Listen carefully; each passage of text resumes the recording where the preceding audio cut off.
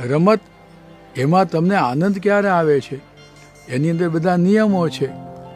Bowler છે, બોલ અમુક રીતે જ ફેંકી શકે છે. બેટિંગ કરનારો બેટ્સમેન એણે પણ ક્રીઝમાં રહીને અમુક રીતે જ બેટિંગ કરવાની.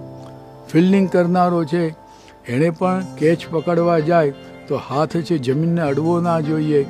બાઉન્ડ્રી પણ તમે રાખો છો, એનું પણ સીમાંકન તમે નક્કી કરી દો છો, એની અંદર જ રમવાનું છે. તો આ બધી વસ્તુ છે, જો એ બધા નિયમો તમે કાઢી નાખો તો રમતનું અસ્તિત્વ જ નથી રહેતું. તો પછી કોઈને આનંદ જ નથી આવતો. કોઈ પણ રમત લો, બાસ્કેટબોલ લો, બેઝબોલ લો, ફૂટબોલ લો, કોઈ પણ રમત લો, દરેકની અંદર અમુક નિયમો આપ્યા છે અને નિયમો પ્રમાણે રમત રમે તો જ એની અંદર જોનારાને પણ આનંદ આવે છે, રમનારાને પણ આનંદ આવે છે.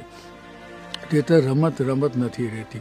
તો કોઈ પણ ક્ષેત્રમાં તમે જાઓ તો નિયમોની આવશ્યકતા તો રહે જ છે.